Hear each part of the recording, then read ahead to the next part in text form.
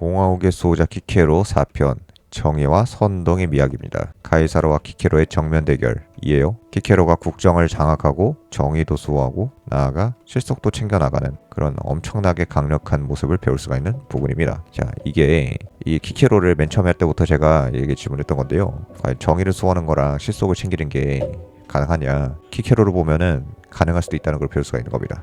자, 엊그제 키케로 3편에서 한 게 이 부분이었죠. 공화국의 역사를 새로 쓰며 켄투리아 만장일치로 집정관이 당선된 키케로. 대단합니다. 박수. 가문 최초로 집정관이 됐어요. 훌륭하죠? 말 그대로 키케로 가문 최초의 집정관이 되며 신인 호모노붐에 등극합니다. 그래, 이런 것도 사실 신분제도를 알아야지 이해를 할 수 있는 건데요, 그렇죠? 신분제도를 이해해야 되는 건데. 이거 한 다음에 잠깐 한번 좀 덧붙여서 설명을 해보죠. 탈모, 유휴. 카이사르도 탈모고 탈모면 다 손해죠. 자, 이제 키케로 가문은 귀족 노빌리스가 되는 첫 발을 뗐어요. 노빌리스는요, 이건 평민귀족이에요. 평민귀족. 자, 파트리키는 명문귀족이거든요. 생각해보니까 파트리키와 노빌리스 구분하는 걸 잘 안 했네요. 파트리키 명문귀족은요, 뭐가 로마 왕국 때부터 있었다거나 아니면 포에니 전쟁을 승리로 이끌었다거나 하는 것처럼 뭔가 결정적인 계기가 있어서 그 명문귀족으로 인정받는다거나 아니면 정말 근본이 있어. 집안이 뼈대가 있어. 엄청 오래됐어. 그런 기준으로 이제 파트리키 명문 가문이 되는 거고, 노빌리스는요, 그런 근본이나 상관없이 그 3대째 집정관을 배출하면은 노빌리스 평민귀족이 되는 겁니다. 이쪽이 이제 크라쿠스 형제 쪽이고, 이쪽이 이제 뭐 율리우스 가문, 코르넬리우스 가문 그쪽이죠. 스키피오 가문도 이쪽이고, 아무튼 이제 노빌리스 평민귀족이 되는 첫 발을 뗐어요. 키케로가 최초가 되고, 이제 키케로의 아들 그리고 손자가 집정관이 되면은 키케로 가문은 이제 노빌리스 가문이 되는 거겠죠. 근데 키케로 때 끝나요. 안타깝게도.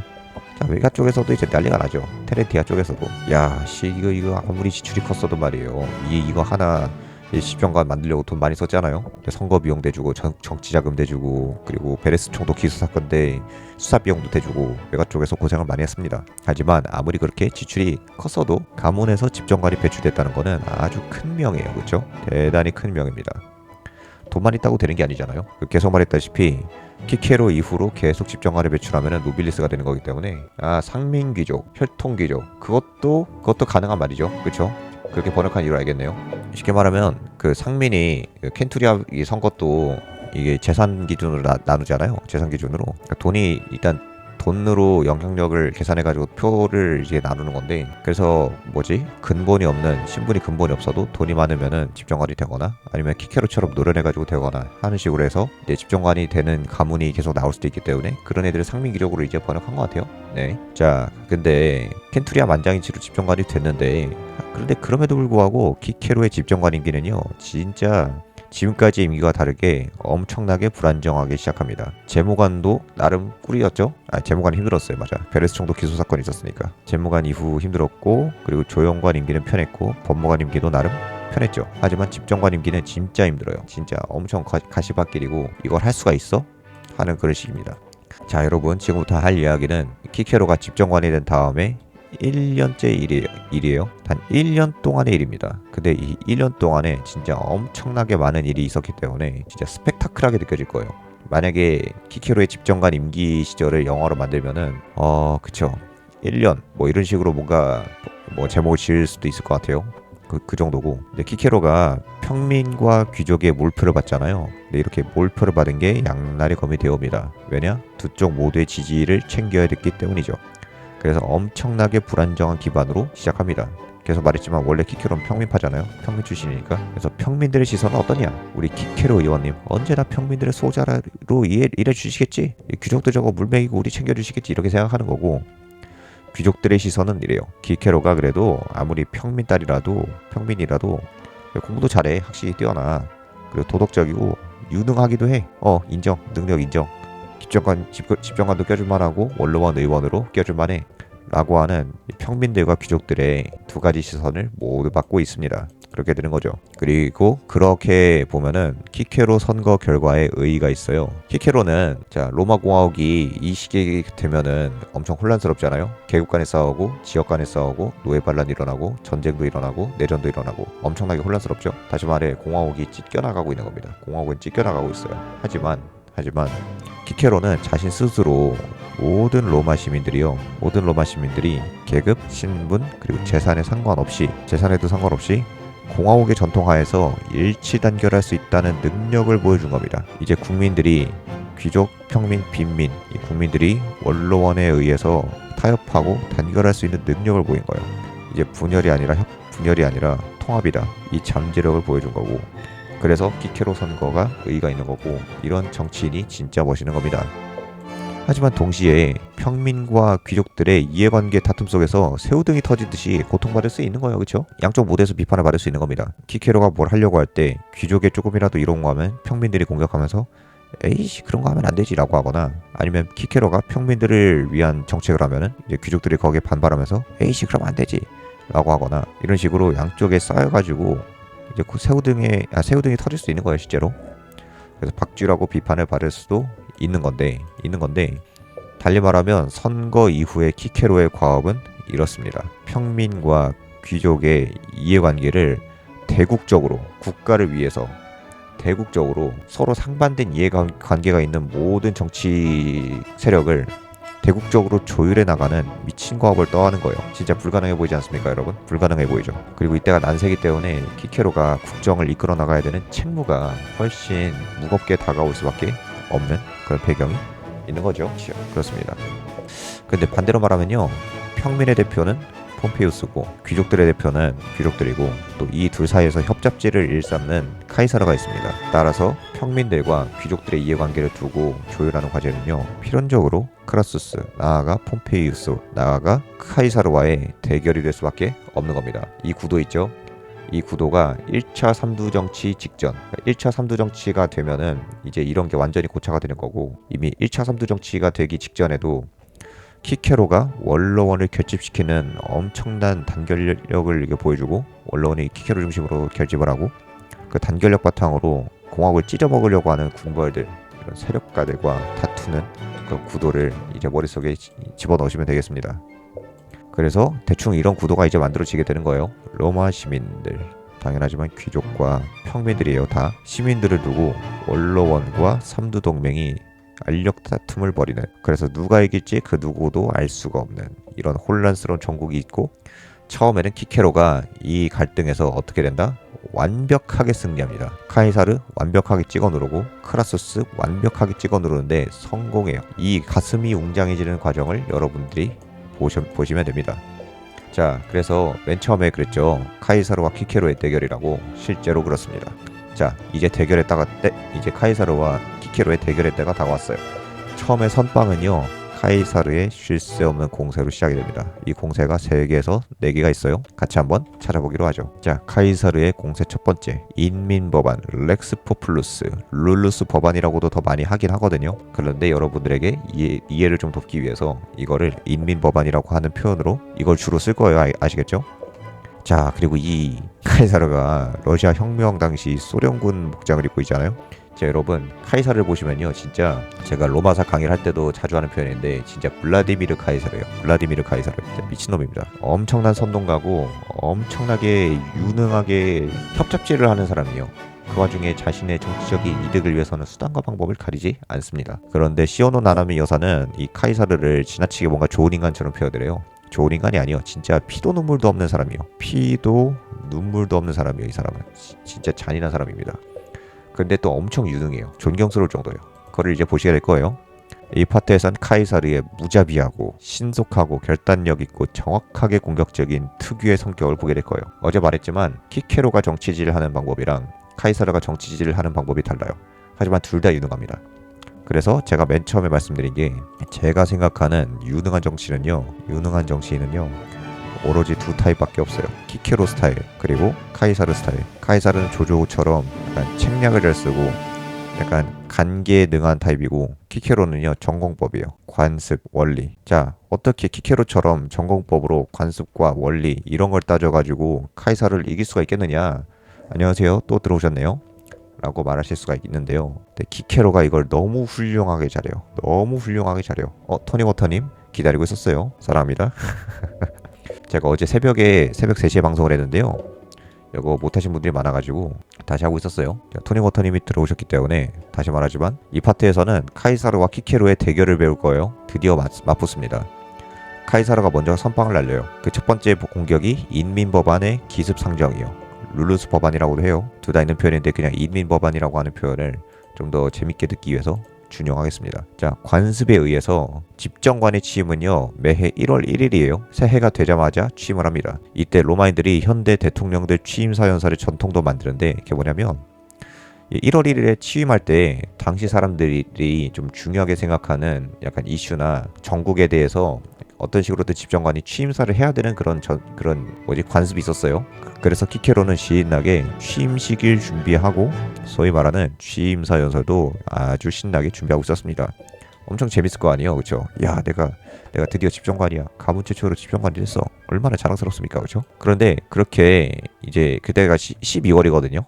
1월 1일에 이제 취임하려면 거의 직전인데 키케로가 취임하기 바로 직전에 날벼락이 떨어집니다. 그게 뭐다? 카이사르가 민회를 통해서 엄청나게 급진적인 법안을 도발적으로 상정해요. 계속 말했지만 카이사르를 저는 블라디미르 카이사르라고 해요. 블라디미르 카이사르 진짜 엄청 급진적이고 엄청 선동적이고 엄청 그래요. 진짜 이제 보시게 될 거예요. 이 사람이 엄청나게 도발적으로 어떤 법을 상정해서 순식간에 로마 전체가 이제 난리가 나는데 도대체 무슨 법안이길래 난리가 나냐? 아까 말한 렉스 포플루스 인민 법안입니다. 쉽게 요약하면은 그 유명한 캄파니아 토지개혁 법안이에요. 캄파니아 토지개혁 법안. 자, 제가 이거 PPT를 짜면서요 청자분들과 이제 소통하고 질문할 수 있는 그런 거를 꽤 많이 넣었거든요.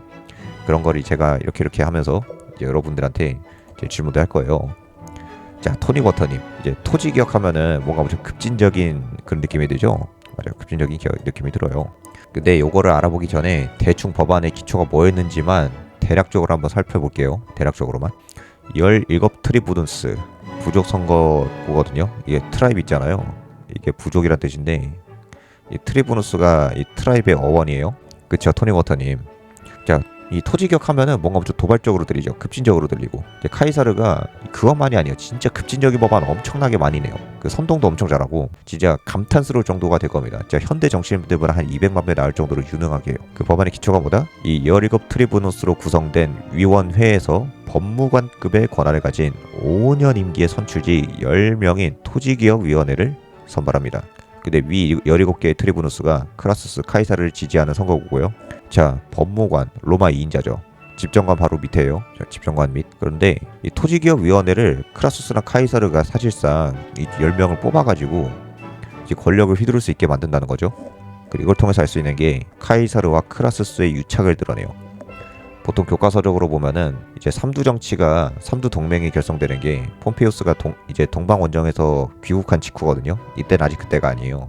이거 끝나고 바로 이제 폼페이우스가 귀국을 하거든요. 그런데 이미 삼두 정치가 오피셜하게 구성이 되기 전에도 카이사르와 크라수스의 유착을 볼 수 있죠. 그쵸? 그리고 키케로 편 3편을 보면요, 폼피우스도 뭔가 그걸 용인한 듯한 느낌이 보이면서 맹아적인 단계의 삼두 동맹을 볼 수가 있습니다. 자, 이게 진짜 진국인데요. 자, 그럼 토지개혁위원회가 뭐 하냐? 캄파니아의 국유지를 강제 몰수하고 빈민들에게 5,000개의 농장으로 분할, 무상분배할 수 있는 권한을 가집니다.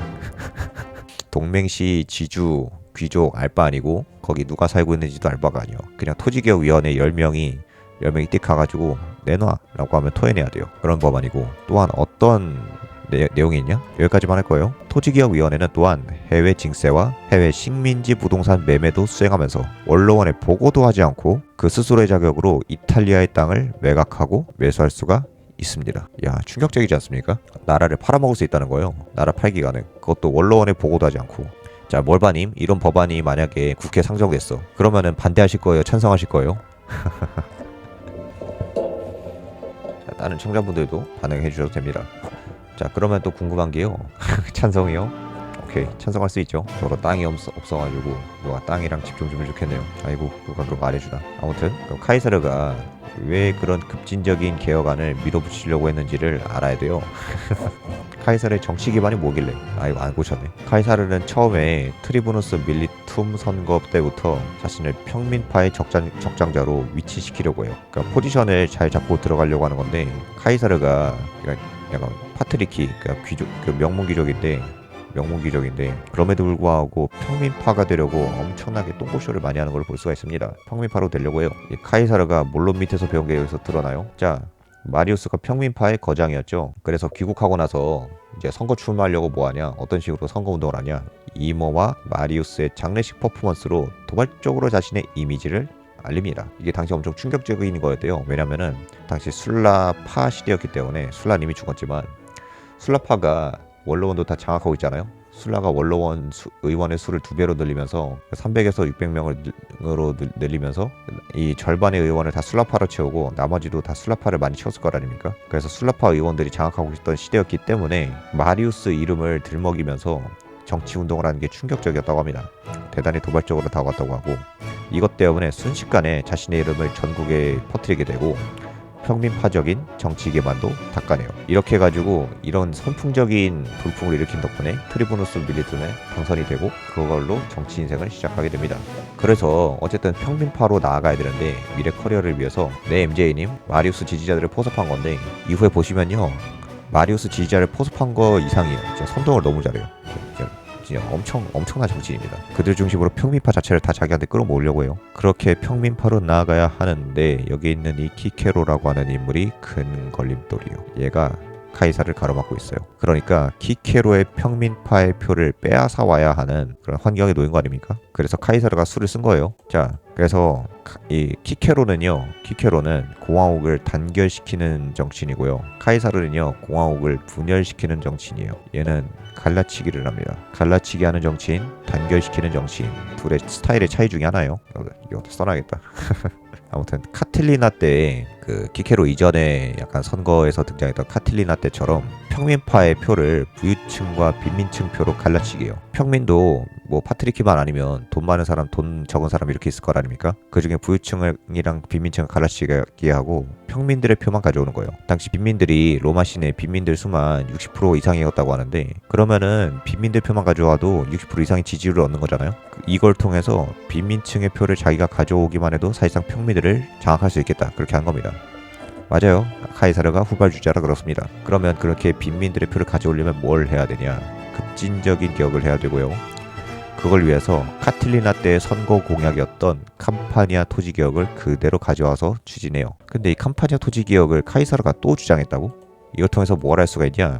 이런 것도 유추가 가능한 거예요. 추론이긴 하지만 심증이 강한 추론이죠. 역사에서 또 이런 게 흥미로운 거 아닙니까? 그러니까 아무리 봐도 직전 선거 때, 그러니까 키케로 선거 때 카틸리나 쪽의 선거 캠프 선거 참모가 왠지 얘였을 것 같은 거예요. 공약이 똑같은데 그렇잖아요. 토지 개혁을 뭐 캄파니아만이 해야 되나? 비셔리긴 하지만 냄새가 아주 강하게 나고, 그래서 카틸리나 선거 때부터 사실은 카이사르랑 키케로가 대결을 하고 있었던 거다, 그런 구도를 알 수가 있는 거고. 자, 근데 이 인민법안은요 카이사르의 가불기예요. 가불기입니다. 인민법안이요 사실은 키케로에게 엄청나게 강력한 가불기로 선제 공격으로 선빵을 친 거거든요. 왜 그러냐? 자, 첫 번째, 키케로가 이 인민법안으로 시내가, 로마시가 다 이제 발칵 뒤집혔다고 했잖아요. 로마가 혼란에 빠집니다. 이슈가 된 거죠. 그러면은 집정관은 지금 12월인데 1월에 취임이잖아요. 그러면은 이 인민법안에 대해서 어떤 식으로든 말을 해야 하는, 그렇죠, 어떤 식으로든 언급을 하거나 연설을 하거나 해야 되는 그런 상황에 부딪힐 거 아닙니까? 반응을 해야 돼요. 뭔가 취임식에 한 달밖에 안 남았는데. 키케로한테 대답을 강요한 겁니다. 너 인민법안 어떻게 생각해? 라고 하면서. 자, 첫 번째, 키케로가 인민법안을 찬성할 수 있겠죠? 찬성하면 어떻게 되냐? 귀족들과의 정치 약속을 위반하고 정치 인생이 끝나는 거죠. 왜냐? 직전 선거 때 귀족들이 키케로한테 몰표를 주는 조건이 그거였습니다. 카틸리나가 시도하려고 했던 급진적인 개혁, 네가 막아야 돼. 그쵸? 근데 인민법안에 찬성해버리면은 귀족들과의 정치 위반이 되는 거고 귀족들이 다 칼을 꽂겠죠? 근데 반대로 키케로가 만약에 인민법안을 반대한다, 그럼 어떻게 될까요? 만약에 반대한다면 변절자 이미지가 생기고 평민표를 상실하게 되겠죠? 평민들이 실망할 겁니다. 키케로 의원 저거 평민들을 위한 법안을 왜 반대하지? 저거 이제 집정관 좀 됐다고 이제 평민들 이제 버리고 그렇게 되겠네? 우리 버렸네? 변절자네? 그렇게 욕을 할 겁니다. 그렇죠? 자, 토니 워터님 이렇게 가불기에 걸렸어요. 토니 워터님이 만약 키케로라고 하시면은 어떤 식으로 반응하실 것 같아요? MJ님은 보셨을 거고 뭐 다른 분들도 자유롭게 어떤 반응을 보여야지 키케로가 이 가불기에서 벗어날 수가 있을까요? 자, 카이사르의 전략은 계속 말하지만, 자, 토니워터님, 귀족한테 붙는다. 아까 말했지만 키케로는 정치적인 실속은 다 갖추면서 공화국을 단결시키고 정의로 나아가는 길을 개척한 정치인입니다. 갈라치기에 안 당해요. 자, 그럼 그게 어떻게 가능했을까? 직접 한번 보시죠. 자, 카이사르의 그 전략과 키케로의 전략, 뭐 이거 두 가지가 나뉜다고 했지 않습니까? 그래서 그냥 TMI인데, 카이사르는 공화국을 분열시켜서 자신의 정치적인 권력을 강화시키고자 하고, 키케로는 공화국을 단결시켜서 자신의 정치적인 권력을 강화시키고자 하거든요.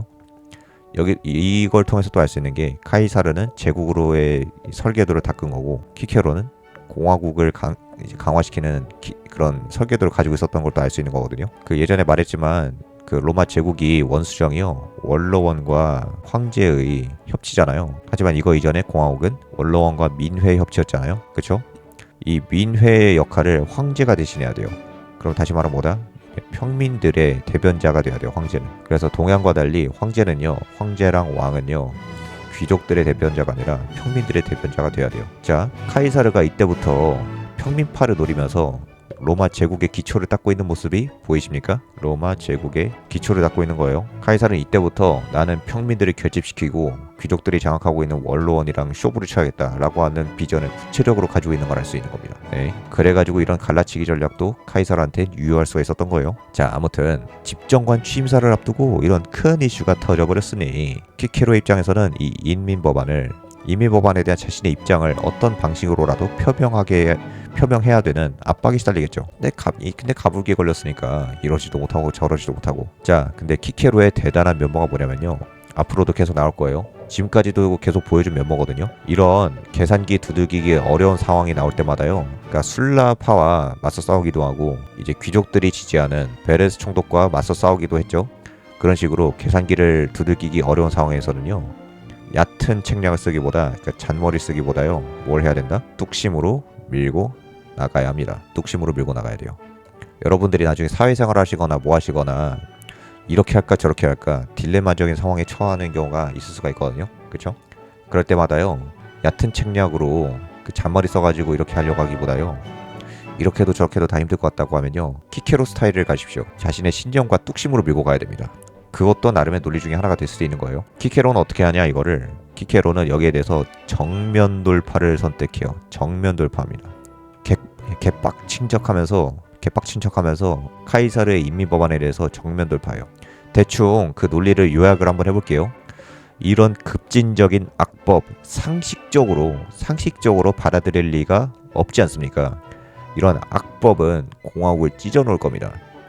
제 정치 인생을 걸고 수단과 방법을 가리지 않고 모든 노력을 총동원해서 막아내겠습니다. 이런 식으로까지 말하고, 심지어 이 인민법안에 대해서 어떤 표현을 쓰냐, 조국을 향한 단검이라는 표현까지 쓰면서 대단히 강도 높게 비난하고 나서요, 이런 법은 그냥 악법이고 나라를 파멸시킬 뿐이다 라고 하는 식으로 그냥 귀족이든 평민이든 그런 거 따지지 않고 국가의 해로운 법이라고 그냥 정면 돌파를 한 거예요. 다시 말해 취임사 자체가 그냥 인민법안을 욕하고 나서는 겁니다. 핸들 고장난 100톤 트럭처럼. 자, 근데 이게 어떤 효과를 불러 이렇게 왔냐, 그러면 평민들이 키케로 싫어할까? 라고 했는데 오히려 안 그랬어요. 신기하게도 오히려 이런 강경한 정면 돌파에 귀족들이랑 평민들이 모두 놀라요. 하지만 막상 이렇게 공격적이고 강경한 반응을 보이니까 오히려 이렇게 이게 정면 돌파라니까 오히려 평민들도 납득해요. 오히려 에이, 상식적으로 말이 안 되긴 했지 하면서 오히려 납득을 하는 겁니다. 뭔지 아시겠습니까? 키케로가 이걸 정면 돌파를 했기 때문에 가능한 거고, 키케로의 웅변술과 선동 능력이 있잖아요. 이 능력을 파악할 수 있는 면모이기도 해요.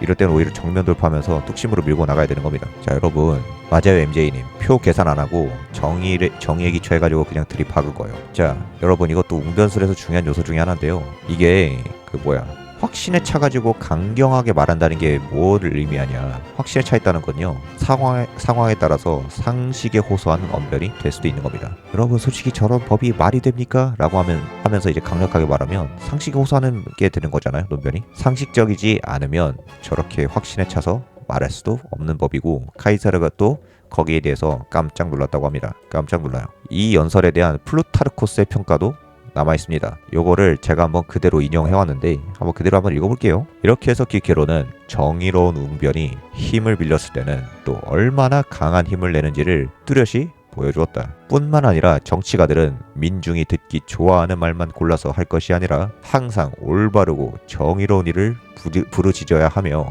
유익한 말을 하되 감정을 다치게 하는 말은 피해야 한다는 것을 깨닫게 해주었다. 이게 플루타르코스의 이때 당시 했던 키케로의 웅변에 대한 평가입니다.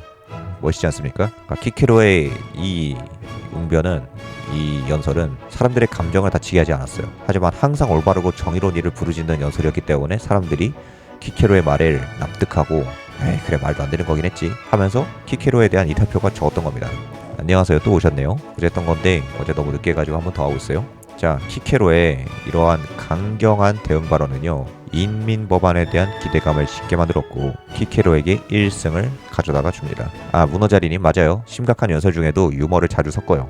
인신공격도 많이 하고, 그래서 그 인신공격 때문에 많은 사람들이 오히려 미워하기도 했다고 합니다. 그 붉은 목 드립도 있고 막 그러거든요. 나중에 기회가 있으면은 키케로의 유머 목록 있잖아요. 그것만 한번 뽑아가지고도 한번 말해볼게요. 키케로는요, 이 연설을 통해서 많은 걸 얻어요. 많은 실익을 얻습니다. 어떻게? 귀족들의 약속을 지킨 것뿐만이 아니라 귀족들의 적극적인 지지까지 얻어내요. 적극적인 지지까지 얻어냅니다. 단순히 약속만 지킨 게 아니에요. 이제 귀족들도 키케로에 대해서 다시 보고 너한테 표 줄게 그렇게 되는 거고, 그리고 또한 평민표도 이탈이 생각보다 적었습니다. 이것도 여러분, 이게 진짜 중요한 대목이에요. 제가 보기에 오히려 이렇게 가불기에 당했을 때는요, 오히려 어물쩡거리면서 대응했으면은 평민, 귀족들 양쪽으로부터 공격만 더 받았을 거예요. 그럴 것 같지 않습니까? 어물쩡거리면서 이도저도 아니겠으면은 그냥 욕만 먹는 거예요. 맞아요. 오히려 그럴 때는 키케로처럼 뚝심과 신념에 차가지고 밀고 나가는 게 나은 거예요. 토니워터님, 저도 거기에 동의합니다. 키케로도 결국에 말로가 그 모가지 땡공이잖아요. 모가지 땡공. 하지만 이 키케로의 집정관 임기 시절만 보면요, 진짜 키케로는 진짜 엄청 영구적이에요. 와, 진짜 이렇게 원리와 원칙과 법과 전통에 호소하면서도 정의롭게 나라를 구원하고 지켜낼 수 있는 연설을 하고 웅변을 하고 선동을 해가지고 조국을 구할 수 있는 사람이 있구나 하면서 감탄하게 됩니다. 카이사르는 정반대 인물이죠, 물론. 자, 그렇게 해서 카이사르의 공격 첫 번째가 끝났는데, 하지만 카이사르의 공세는 끝나지 않아요. 카이사르의 두 번째 공세가 나타납니다. 이게 바로 라비리우스 변론 사건이에요. 카이사르가 쉬지 않고 계속 때려요. 서포처럼. 공세를 늦추지 않습니다. 자신의 야심찬 인민법안이 부결된 지 한 달이 되지 않아서, 한 달도 안 돼가지고 곧장 다음 공세를 이어가요. 한 달이 지났으면 이미 키케로는 이제 정식으로 취임한 이유죠. 그러니까 쉽게 말하면요, 취임할 때까지 기다린 거예요. 키케로가 정식 집정관으로 취임할 때까지 기다린 겁니다. 자, 라비리우스 기소 사건이라고 하는 게 그러면 도대체 뭐냐? 뭔 사건이었냐? 이거 한마디로 요약하면 이거예요. 이게 진짜 정치인들이 배울 수도 있는 그런 건데, 진실 따윈 상관없다. 이 사건을 통해서 나를 중심으로 평민파 정치 세력과 지지를 결집시키면 그만이다요. 플러스 성동격서. 진짜 여러분, 이거 세 번째 공세까지 보시면은 진짜 카이사르가 진짜 천재라고 진짜 생각을 하시게 될 겁니다. 엄청나요. 자, 키케로랑 카이사르의 정치 스타일도 딱 대비가 되고. 자, 그러면 도대체 이 라비리우스가 누구냐? 제 영상 중에 그 마리우스 편 있잖아요. 마리우스 편에서 한 그 에피소드를 보신 분들은 좀 잘 이해하실 텐데 한번 다시 설명할게요. 자, 마리우스 편에 사투르니누스의 전행을 첨부하셔야 돼요. 사투르니누스가 여기에 핵심 인물이거든요. 자, 그럼 사투르니누스가 도대체 뭘 했길래? 네, 문어자리님 정확해요. 백이 엄청 든든하죠. 크라수스가 뒤를 봐주고 있잖아요, 지금 당장. 그리고 폼페우스도 아마 뒤를 봐줬을 가능성이 아주 높고요. 그리고 장기말도 있습니다, 카틸리나처럼. 자, 사투르니누스라는 인물은요, 마리우스 치하에서 전행을 일삼다가 원로원 최룡원거를 처맞고 원로원 의원들, 나아가 시민들에 의해 돌팔매를 맞고 사망합니다. 이 전행이 뭐냐면요, 마리우스가 당시 권력이 엄청 셌잖아요. 원로원 의원들이 당시 300명인데 300명에 있는 원로원에 그 정치 깡패 있잖아요. 정치 깡패들을 원로원에 들여보내서 공포 분위기를 조성하고, 원로원 의원들이 사투르니누스에 대해서 반대하는 발언할 때마다 그 의원한테 돌팔매를 던졌대요. 공포 정치란 겁니다. 네, 맞아요. 문어자리님, 삼두정치 때 행동대장 같아요. 그래서 엊그제 말한 게, 카이사르가 유명한 게 뭐냐면 언제 이렇게 컸는지 모르는 과정에서 엄청 커 있는 거예요, 이미. 근데 그 누구도 카이사르가 왜 컸는지 몰라요. 돈이 많은 것도 아니야. 폼피우스처럼 군대가 많은 것도 아니야. 근데 왜 세지? 왜 권력이 세지? 왜 벌써 저기까지 올라가지?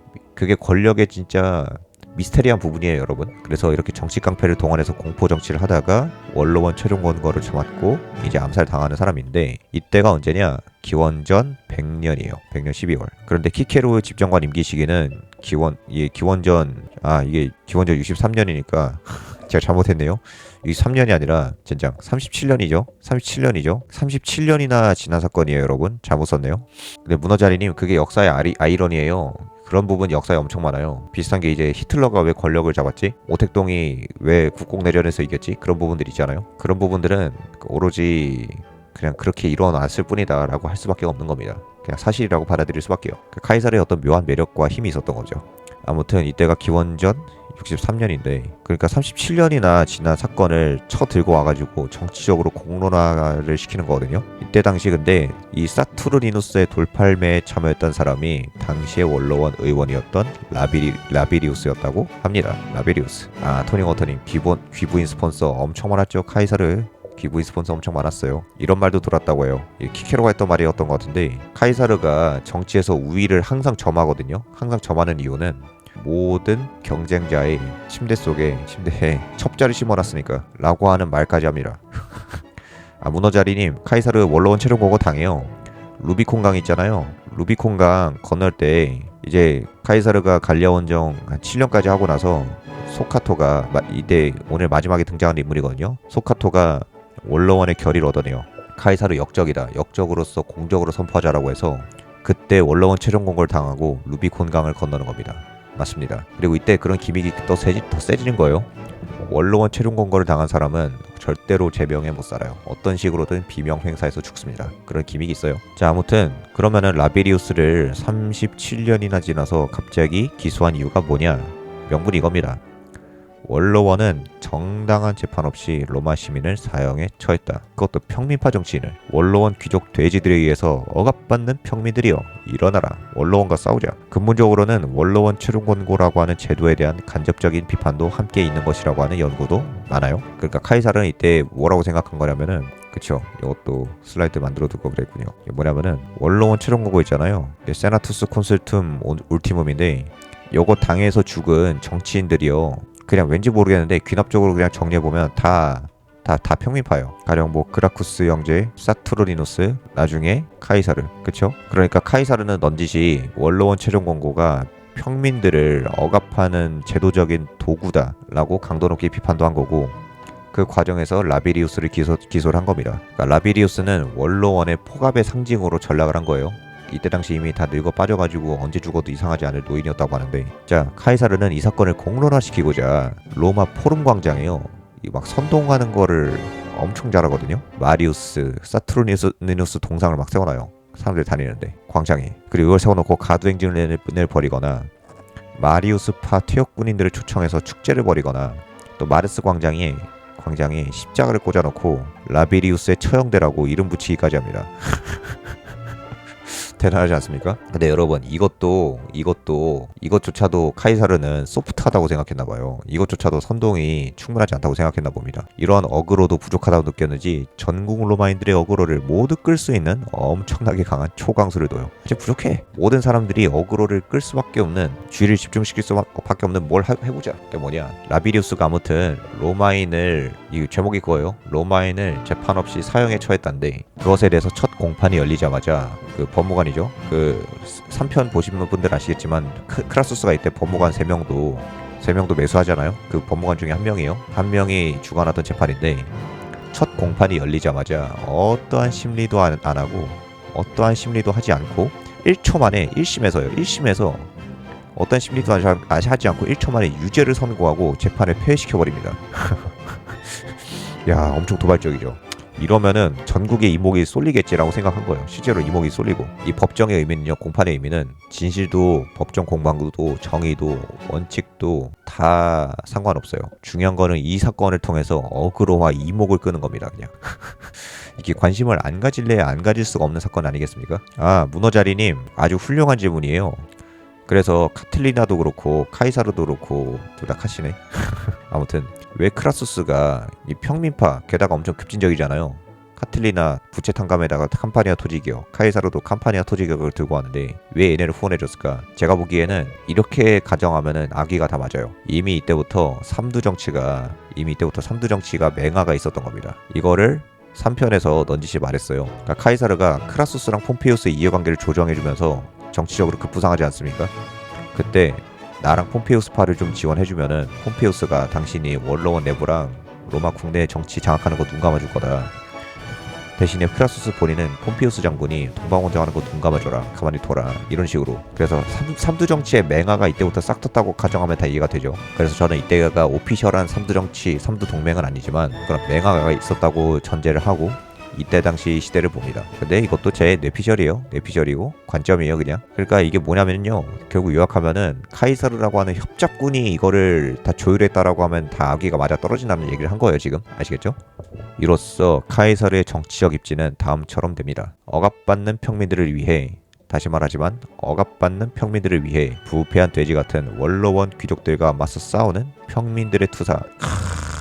블라디미르 카이사르, 다시 말해 블라디미르 카이사르의 이미지를 구축합니다. 이 혁명가의 붉은 피, 이것은 카이사르의, 다시 말하지만 원수정 제정을 위한 설계였을 가능성이 높아요. 예, 맞아요, 문어자리님. 그래서 이걸 계속 보시면서 카이사르와 키케로의 그 정치력이 엄청 높은 것과, 근데 정치력이 높음에도 불구하고 둘의 이 스타일이 뭔가 조금 다르다는 점을 재밌게 보시면은 이게 흥미롭게 보실 수가 있으십니다. 성격이 다른 거예요.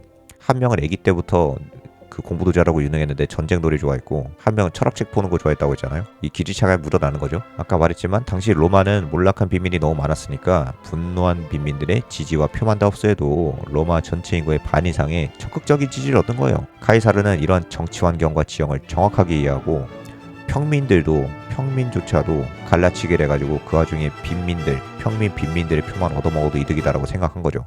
네, MJ님 정확해요. 포퓰리즘이요. 실제로 그런 연구 많아요. 카이사르는 인류 역사상 최초의 포퓰리스트다. 진짜로. 그래서 카이사르는 오로지 자신에게 이득이 될 수 있는 정확히 파악한 전략만 구사해요. 이거를 거의 실수를 안 해요. 카이사르는 무조건 정확하게 자기한테 이득이 될 수 있는 전략을 끌어쓰면서 추진해요. 진짜.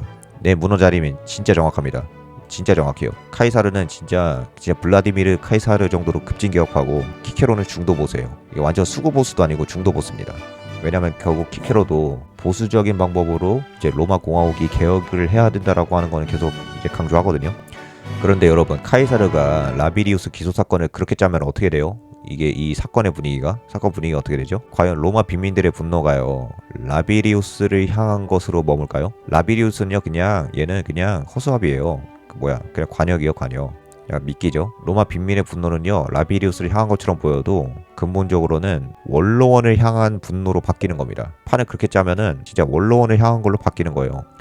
카이사르는 근본적으로 이 구도를 빈민 vs 원로원으로 짜가지고 엄청 급진적으로 나아가는 겁니다. 자, 문어자리님, 이따 보시면 아시겠지만 키케로가 카이사르 약점 잡아가지고 이렇게 약점 가지고 이렇게 끌어가거든요. 그거 보실 거예요.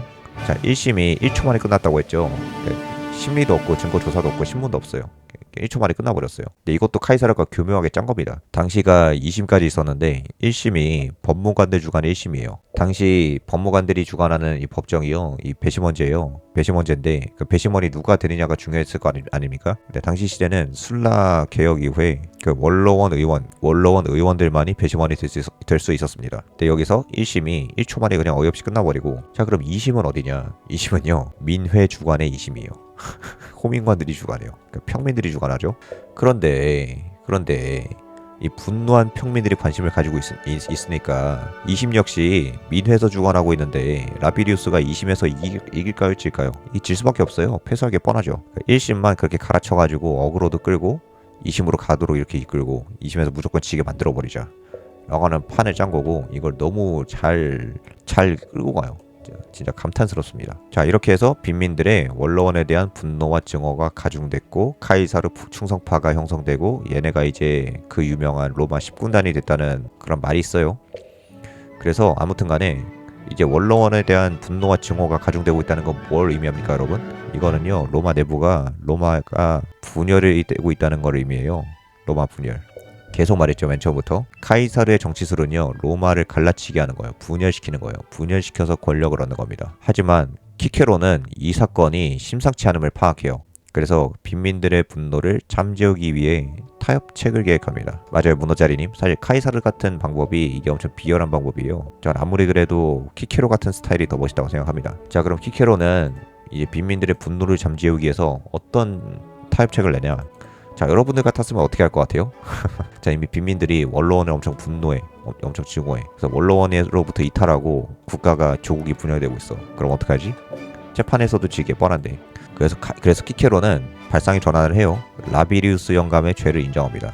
그냥 받아버려요. 그냥 사형을 받아버립니다. 이거는 이걸 먼저 보는 게 나을 것 같군요. 한번 보죠. 키케로의 계획이 뭐냐? 쉽게 말하면 사형 판결은 받아두지만 사형 집행은 무기한으로 미뤄두자 라고 하는 타협책을 내는 겁니다. 키케로도 만만치 않죠? 자, 여러분, 사형 판결은 받았는데 집행 안 하면은 그 사형 판결은 그냥 아무것도 아닌 판결이 되잖아요. 뭐 징역도 아니고 심지어. 그러면은 이게 무슨 의미가 있냐? 어차피 라비리우스는 당시에 나이가 엄청 많아서 실제로 그런 기록이 많아요. 언제 돌아가셔도 전혀 이상하지가 않은 노인이었다. 그래서 이 어차피 사형을 좀 미뤄도 계속 이렇게 꼼수 쓰면서 미뤄도요, 언젠가 늙어 죽어요. 대신에 사형 판결을 키케로가 원로원 의원이죠. 그 집정관이요. 로마 원로원을 대표하는 집정관이요. 그 라비리우스가 부정의한 짓을 저질렀다는 거를 인정을 하고 오히려 그 사형 판결을 인정해버리면 어떻게 되죠?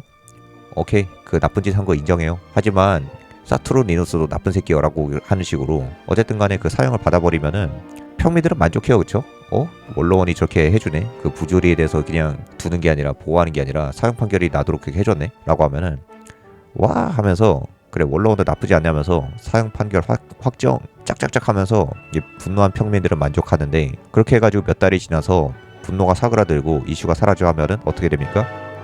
사형 집행 이슈는 잊어버리게 되는 거예요.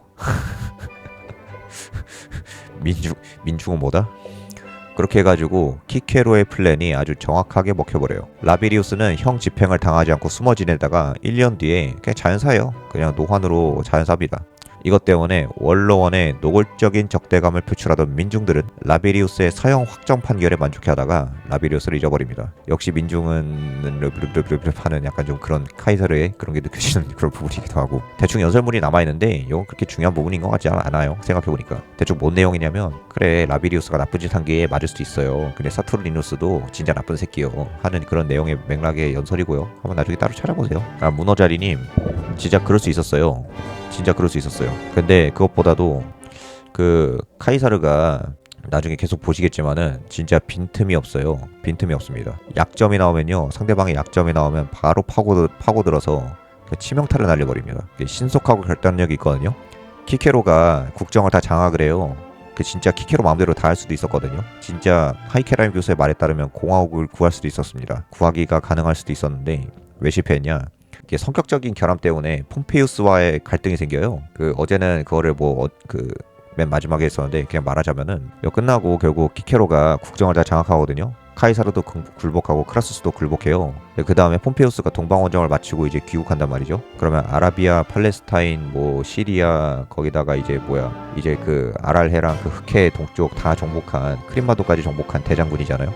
이제 개선 행진을 하면서 와서 원로원에 뭐 바리바리 싸워서 뭐 자랑할 거 아니에요. 실적 보고한다면서 막 이렇게 많은 보물 쌓아가지고 와서 막 자랑하고, 폼페이우스 본인은 전설에 알렉산드로스 대왕이 입었다고 알려진 전설의 그 붉은 망토 있거든요. 그러니까 레어템이죠. 희귀 레어템 장비하고 상어로 만든 이제 왕의 홀 같은 거 들고 와가지고 야 나 엄청 잘 나가, 나 출세했어라고 하면서 와서 비단에 그려진 자기가 정복한 정복지 그 지도 있잖아요. 그걸 가지고 와서 상어로 만든 홀로 여기 이렇게 했고요 저렇게 했고요 라고 하면서 실적 보고할 준비를 하고 왔단 말이죠. 딱 봐도 엄청 많이 준비하고 온 게 느껴지죠. 많이 준비하고 왔는데 그렇게 해서 자기 자랑하려고 할 때 크라수스가, 카이사르가 아니라 크라수스가 아이디어가 하나 떠올라가지고 말을 막고 이렇게 해요. 자, 하지만 이 조국을 지켜낸 이 키케로님이 없었으면은 폼페이우스님이 이렇게 실적 자랑을 할 수도 없었을 거다. 키케로님의 이 조국을 수호한 공을 먼저 기리는 게 나은 것 같다.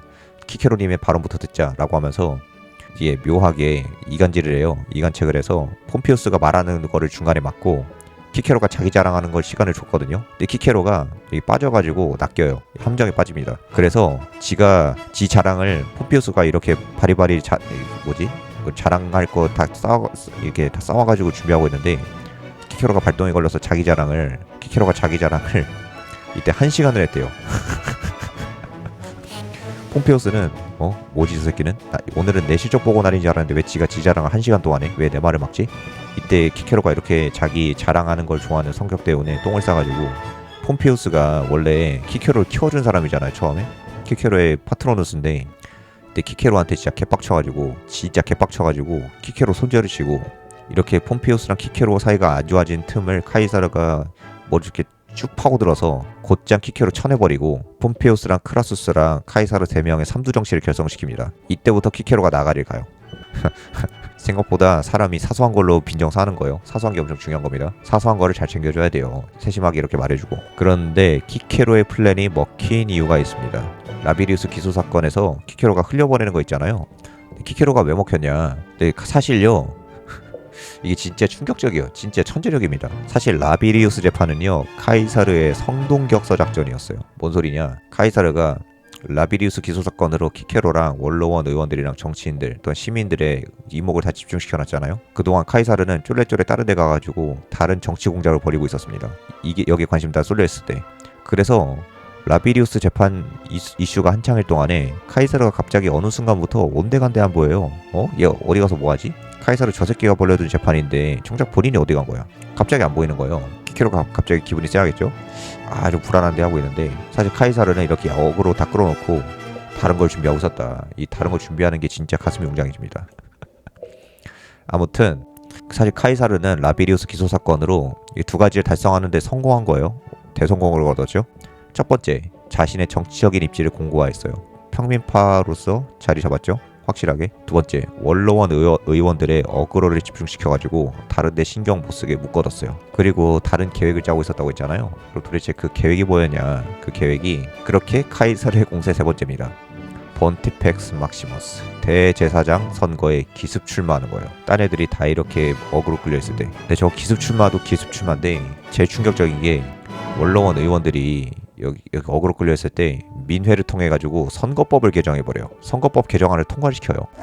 대제사장 폰티펙스 막시무스는 그 법무관급으로 통해요. 기본적으로 법무관급과 동등대우입니다. 네, 이것도 관습법상 그렇게 정해져 있어요. 집정관보다는 발언권이 약하지만 그쵸 엄청 높죠. 다른 선거, 다른 관직 아무것도 안 맡아도 대제사장만 되면은 법무관급으로 대우를 받는 겁니다. 자, 그럼 왜 선거법을 개정했냐 갑자기?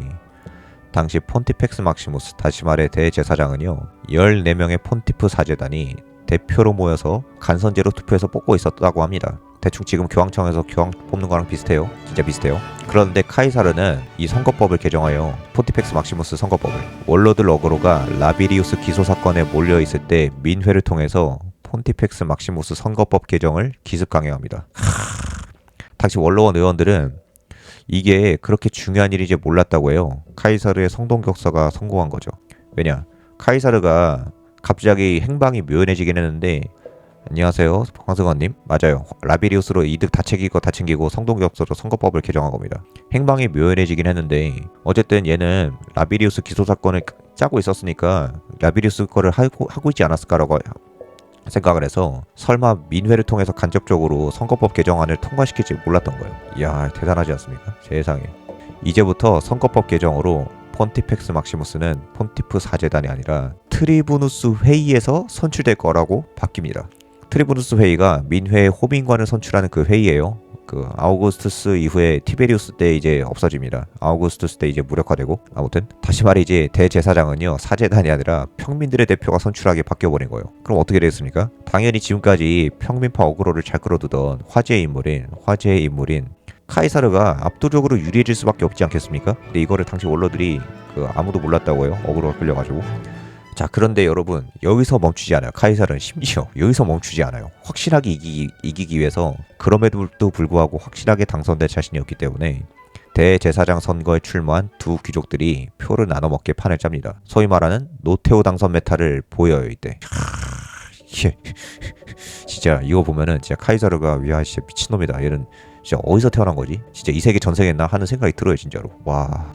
당시 카이사르의 이 폰티펙스 막시무스 선거의 경쟁자는 이사우리쿠스랑 카툴루스라고 하는 명문 귀족들이거든요. 각각 이사우리쿠스는 대대로 집안 자체가 폰티프직과 연관이 있는 사제 집안이에요. 사제 집안. 그러니까 폰티펙스 막시무스 놓칠 수 없었고 카툴루스는 개인 재산을 들여서 유노 사원을 건립했을 정도로 폰티펙스 막시무스가 되는데 아주 큰 관심을 가지고 있었습니다. 그래서 카툴루스가 약간 좀 광신도 기믹이 있어요. 아무리 그래도 그렇지 그 돈을 들여가지고 유노사원을 짓고 굳이 대제사장이 되려고 해? 이때 키케로가 뭔가 잘못됐음을 깨닫고 라비리우스 기소 사건 이후에 이제 빨간불이 켜져가지고 이 둘을 후보 단일화를 중재를 해요. 지금 좆된다 이러면 선거법 개정돼가지고 카이사르가 무조건 유리하다라고 하면서, 그래서 선거법이 지금 개정됐기 때문에 님들이 경쟁하면 표가 나뉘어져서 카이사르가 대제사장에 당선될 가게 만들어진다 라고 하면서 중재하는데 당연히 이 빡큐를 날리는 거죠. 야씨 말이 되냐? 어떻게 그딴 새끼가 대제사장이 됨? 막 그러면서 단일화가 안 됩니다. 이 진짜 재밌죠. 이 키케로 집정관 시절에 1년이 진짜 재밌는 게 많다니까요. 근데 카툴루스랑 이사우리쿠스의 나름의 논리가 있어요. 논리가 있는데 이 논리도 졸라 웃겨요. 자, 첫 번째 논리. 야, 이씨 그런 희대 난봉구 새끼가 대제사장에 출마하는데 시민들이 로마 시민들이 말이야. 제정신. 로마 시민들이 제정신이면 이런 난봉구 새끼를 뽑아주겠어? 라고 하는 게 첫 번째 논리고, 두 번째 논리. 게다가 나이도 37밖에 안 됐어. 37이잖아 지금. 이렇게 어린데 대제사장 선거에 나갔는데 뽑히는 게 어떻게 상상이 가능해? 라고 하는 게 있어가지고 키케로가 깜짝 놀랍니다. 반박을 참아 못해요. 로마의 시민들 하면서. 자, 문어자리님. 자, 그 기록을 알 수 있는 문건들이 조직적으로 소실되어 아우구스투스에 의해서. 왜냐면 이제 용비어 천가를 만들어야 되잖아요. 카이사르는 이제 엄청나게 위대하고 유능한 인물이다라고 해야 되는데 여자나 꼬시고 다녔다고 하는 게 되면은 명예가 실추되니까 그런 걸 다 없애버렸다고 합니다. 너무 슬프죠? 근데 보면은 제가 보기에는 이제 잘생겼는데 또 곱상하고, 두 번째는 그 여기 나오는 이 면모들 있잖아요. 이 마초적인 어떤 면모가 있거든요. 그 마초적이고 엄청난 리더십이 있는, 왠지 이런 데 좀 빠지지 않았을까 싶긴 하네요. 기록 맛을 아십시오? 진짜 아쉽다고 생각해요 저는. 자, 이 대제사장 선거에서 또 유명한 야사가 있어요. 카이사는 돈이 없잖아요, 그쵸? 이미 크라수스한테 엄청나게 많이 돈을 빌려가요. 그래서 크라수스한테 이번이 마지막이라고 하면서 대제사장 선거 비용으로 2천만 세스테르티우스를 빌려옵니다. 이게 얼마입니까? 4천억 원이요. 야, 근데 이게 충격적이지 않습니까? 크라수스는 얼마나 착한 사람이길래, 여러분 진짜 얼마나 착한 사람이길래 이런 사기꾼 새끼가 협잡질이라는 이 정신 사기꾼 놈이 야, 나 선거 비용 대야 되니까 4천억만 빌려줘라고 하는데 그걸 또 대뜸 내줍니까? 이게 말이 안 되잖아요. 이 크라수스가 진짜 착한 사람이요. 진짜 착한 사람. 지금까지 억까를 당한 거예요. 아, 나도 내가 뭐 공부한다고 하거나 뭐 수업한다고 하거나 선거 나간다고 할 때 4천억 원 빌려주는 친구 좀 있었으면 좋겠네요. 근데 여기서 또 유명한 야사가 뭐냐면요. 카이사르는 이 선거에 자기 경력 전체가 걸려있다고 직감했다고 합니다. 그래서 선거 당일에 나가기 전에 어머니를 부둥켜 안고 다음과 같이 말했다고 해요. 어머니, 저는 오늘 대제사장이 되어 돌아오거나 앞으로 영원히 돌아올 수 없을 겁니다. 그러니까 크라수스가 아마 딱 선을 그었을 거예요. 이번이 마지막이야. 또 이번에도 떨어지면은 아무것도 안 되면은 네 돈줄 끊기고 지금까지 빌려간 거 다 갚아야 돼. 이런 식으로. 원래 착한 사람이 빡치면 진짜 무섭잖아요. 맞아요. 근데 카이사르는 진짜 트럼프랑 똑같습니다. 나중에 또 말해볼 거예요. 그런데 이사우리쿠스랑 카툴루스가 표를 나눠 먹은 덕분에 17개 트리보누스 중에서 이사우리쿠스가 4표, 카툴루스가 6표인데 카이사르가 7표로 한 표 차이로 아슬아슬하게 당선이 됩니다. 이렇게 아슬아슬하게 당선돼서 원로원이 다 충격에 휩싸여요. 이 대머리 남봉꾼의 어린 놈이 어떻게 대제사장이 되지 진짜로? 진짜 7표로 당선이 됐어? 카툴루스가 6표인데? 충격과 공포에 휩싸입니다. 이때 귀족파에서 후보 단일화에 실패해서 표가 갈려 평민파인 카이사르가 당선된 것입니다. 맞아요, 토니 워터님 사람 장사한 것 같아. 제가 봐도. 그래서 사람 보는 눈이 있었던 거고, 그리고 그 덕분에 약간 국정을 장악하려고 할 수도 있었던 건데, 국정 장악도 할 수 있었던 건데 카이사르를 참모로 둔 거니까. 여러분, 이런 사람이 참모면 엄청 무서울 것 같지 않아요? 진짜 제갈공명 이상이 되는 현대 정치인이 참모로 있는 건데, 그래서 국정을 장악할 수도 있었던 건데 그걸 방해한 게 여기 있는 키케로죠. 이 키케로가 진짜 눈의 가시였을 겁니다. 그래서 카이사르의 승리 원인이 뭐냐? 첫 번째, 그 라비리우스 기소 사건과 지금까지의 경력을 통해서 평민파로서의 입지를 구축해 놨고, 또한 원로원을 효과적으로 견제한 성동격서 작전을 펼쳤고, 또한 기회를 포착했을 때 수단과 방법을 가리지 않고 승리할 수 있는 기회를 개척한 겁니다. 수단과 방법을 가리지 않아요. 그래서 갈리아 원정 때도 정말 피도 눈물도 없는 모습을 많이 보이죠. 그래서 이것도 재밌는 얘기인데요. 당시 카이사르가 대제사장이 됐다고 하니까 다양한 구설수에 올라요. 아까 말했다시피 카이사르는 유명한 남봉꾼이죠. 그런데 심지어 율리우스 가문의 남봉꾼이에요. 자, 이런 사람이 국교의 수장이 됐는데, 자, 근데 율리우스 가문의 시조인 비너스를 숭배하는 신전이 어딥니까? 자, 율리우스 가문의 시조인 비너스를 섬기는 신전은 베스타 신전이에요. 그러니까 처녀 사제들이 있는 곳이죠. 그러니까 수녀원이에요. 그런데 이 베스타 신전 수녀들이 카이사르가 이런 남봉꾼이 과연 자기 가문을 섬기는 처녀 여사제들이 있는 베스타 신전의 여사제들을 가만히 둘까라고 하는 추문이 확 터져요. 언론에서도 충격에 휩싸이는 겁니다. 아니 로마 시민들이 제정신이면 저런 애들 안 뽑았을 텐데 왜 쟤를 뽑지? 딱 그런 얘기밖에 못해요. 자, 자기보다 잘난 사람을 부릴 수 있어야 진짜 인물. 맞아요. 그런 것 같아요. 제가 보기에도. 그래서 유비가 진짜 대단한 인물인 거죠. 딱 유비가 그런 타입인 것 같아요. 근데 이게 구설수만 오르지 카이사르는 정치적인 인물이죠. 여기서 이 베스타 신전 여사제들을 건드리거나 하진 않은 것 같아요. 근데 베스타 신전 진짜 유명해요. 여사제들의 약간 좀 그런 걸로 그 별자리 편에서도 했었어요. 그 드루이드 할 때 짧게 얘기는 했는데, 그리고 이 신전들 있잖아요. 신전들 한 번씩 소개하는 것도 곧 할 겁니다. 왜냐면 각 신전마다 역할과 기능이 있어가지고. 근데 이게 또 일목요연하게 정리된 게 없더라고요. 자, 의 첫 번째. 자, 이 양반이 대제사장이 된 의의가 뭐냐? 원로원의 경계가 강화가 됐습니다. 원로원 의원들이 이 사건이 있기 전까지는요, 카이사르를 그냥 뭐 남봉꾼이니 선동가니 이런 식으로만 생각했는데, 이 모두 카이사르라는 인물에 대해서 다시 보게 됐어요. 이게 장난이 아닌 놈이구나. 얘가 그냥 남봉꾼의 막 나가는 선동가가 아니라 정치적인 고단수를 뽑아내서 효과적으로 쓰는 책략가형 정치인이었던 겁니다. 그렇게 성장을 했을 수도 있고요. 또 이 두 번째가 뭐냐? 여러분, 엄청 혜성처럼 등장해서 파격적인 이제 행보를 보이죠. 네, 맞아요. 문어자리님, 그 경기 대상이 된 거예요. 그 혜성처럼 등장해서 파격적으로 행보를 해가지고 모든 평민들의 우상이 되는데 성공합니다. 모든 평민들이 카이사르를 우러러보게 만들어요.